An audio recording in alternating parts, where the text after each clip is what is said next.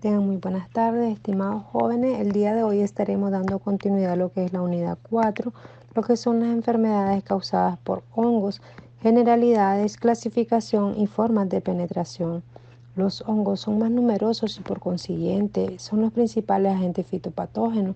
Existen unas 100.000 especies de hongos, de las cuales 8.000 son especies fitopatógenas y causan aproximadamente unas 80.000 enfermedades.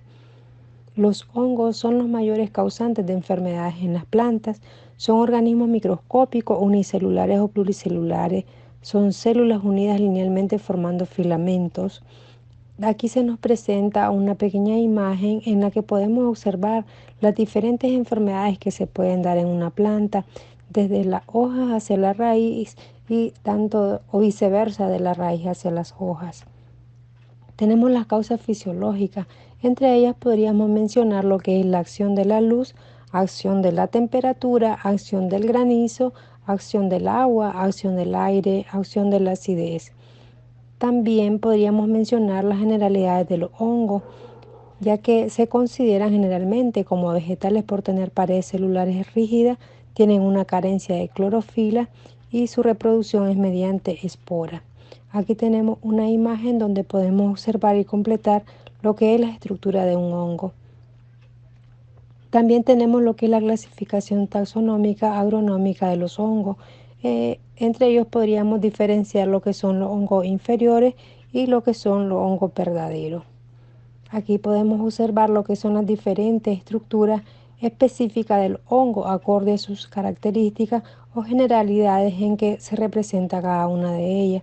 Las claves para identificar los hongos son hongos imperfectos, hongos de suelo y géneros.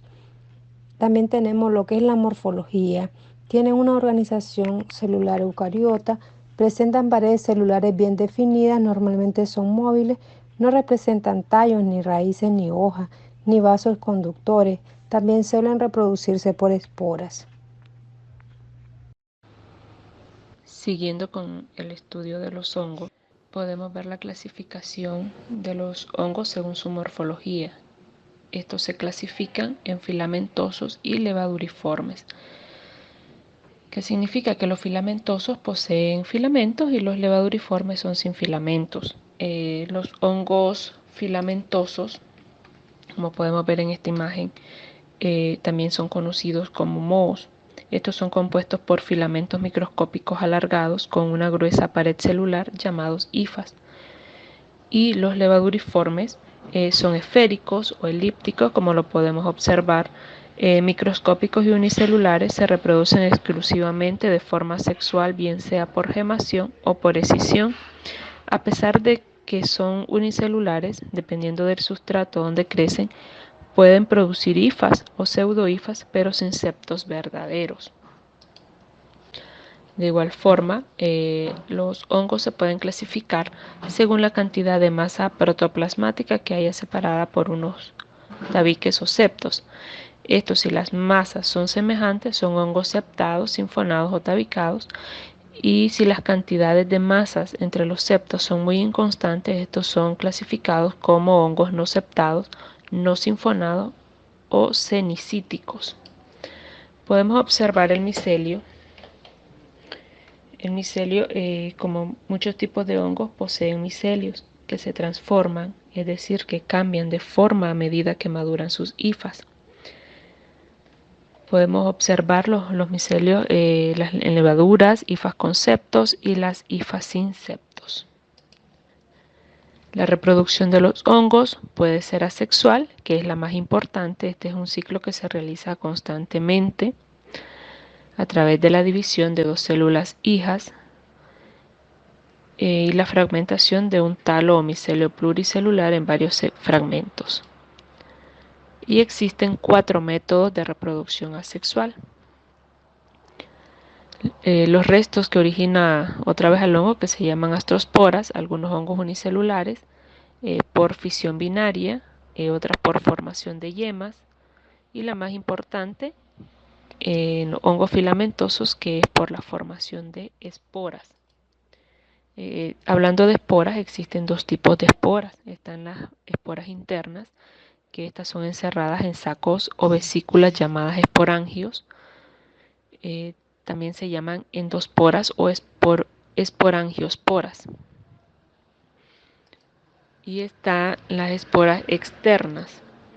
Estas son llamadas exosporas o conidias. No tienen vesículas que las rodean, por lo que están en contacto directo con el medio ambiente.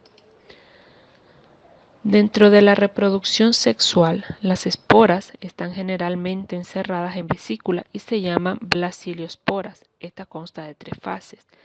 Tenemos la primera fase como plasmogamia, que es la unión de 2 protoplasmas en una célula. La cariogamia es cuando los núcleos se fusionan, y la meiosis. Rápidamente pasaremos a la clasificación de los hongos inferiores de la clase Myxomycetes. También tenemos la clase Phycomycetes, el cual tiene pues también sus subclases. Podemos observar las diferentes clases de los ascomycetes, deuteromycetes, basidiomycetes, que son las clases de hongos más importantes que hay. Dentro de los ficomicetos, estos son hongos con reproducción sexuada o asexuada. Producen sus esporas asexuales en esporangios de micelios no septados. Dentro de los ficomicetos tenemos el Phytium y la Phytophthora.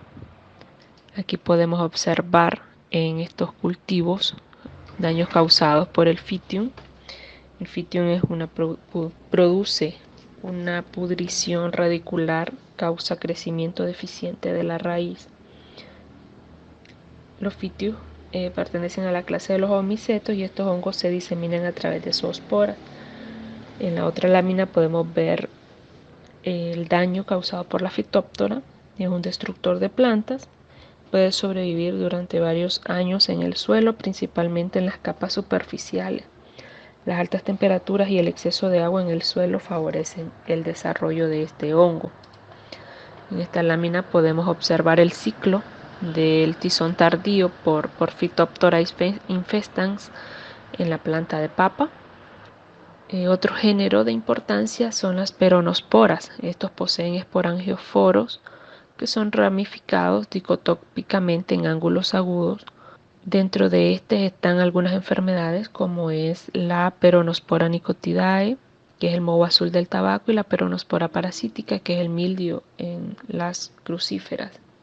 Los ascomicetos son un grupo muy numeroso de hongos por sus células en forma de sacos libres o dentro de una fructificación denominada asca.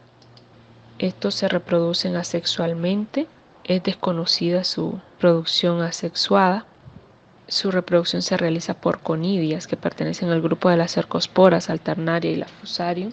Se dividen en 4 órdenes: el orden Chaeropsidales, el orden Melancholidae, el orden Melancholiales, el orden Micelia, el orden Moliniales. Luego tenemos el estudio de los basidiomicetos, que son hongos que se producen externamente por esporas denominadas basidiosporas. Poseen un micelio aceptado. Las hifas forman haces gruesos llamados rizoformos. Luego tenemos el orden de los ustilaginales, que son los mismos pertenecientes a los basidiomicetos, que es todas las enfermedades que afectan únicamente a las gramíneas y que pueden provocar tumores. El orden de los uredinales, que son todas las rollas. El orden de los agaricales. Un ejemplo de estas puede ser el ojo de gallo en el café. Infección o penetración del parásito. Cuando una espora se pone en contacto con la planta a la que va a parasitar, si las condiciones ambientales le son favorables, esta germina. La penetración puede tener lugar a través de medios diversos, ya sea por los estomas, por las heridas producidas por las herramientas de poda. Por eso es importante la desinfección de las herramientas antes de podar. Los daños producidos por hongos, podemos observar estos cultivos con daños producidos por la esclerotinia y esta otra por la anthracnosis, esta por la alternaria. la septoria, la botritis y la peronospora destructor. Bien, hemos abarcado principalmente las características y clasificaciones de los hongos.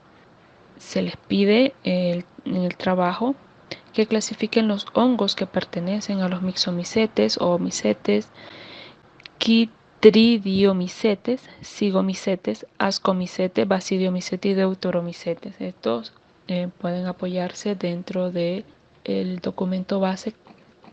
Muchas gracias por su atención.